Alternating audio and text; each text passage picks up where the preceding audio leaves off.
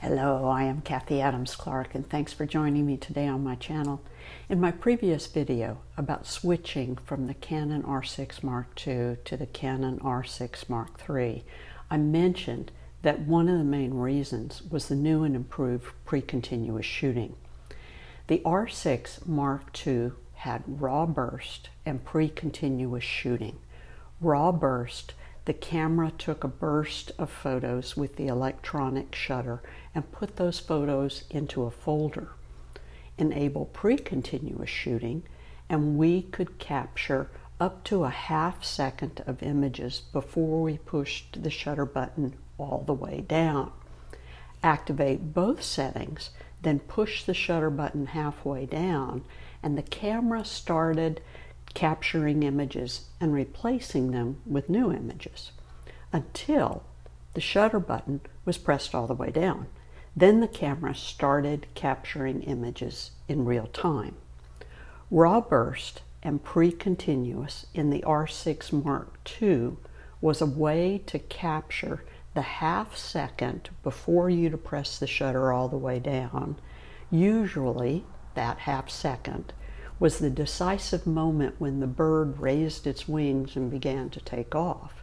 That half second was usually also when some of the best action happened. The R6 Mark III gives us the same feature, but only one setting in the camera. Same feature? Why change cameras? Because there's a tiny phrase that I used above. Put those photos into a folder.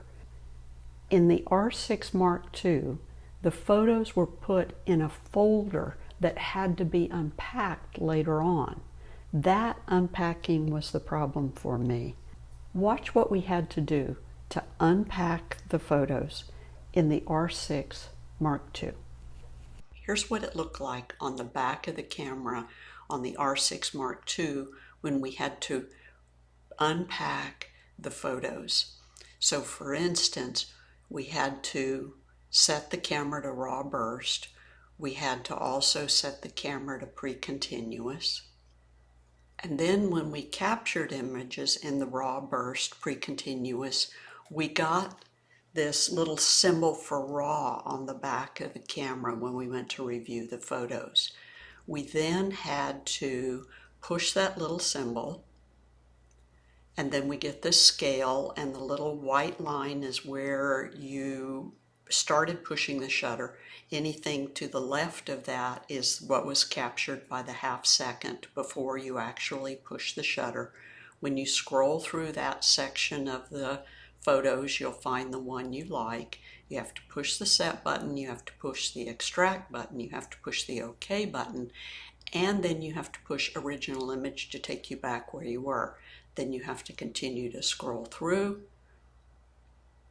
push the set button, push the extract button, push the OK button, and then push the original image to put you back where you were. Scroll through again,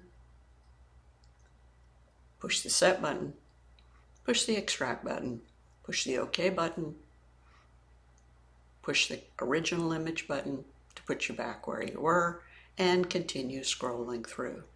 Then you had to push the set button, you had to push the extract button, you had to push the OK button, and then you had to push the original image button.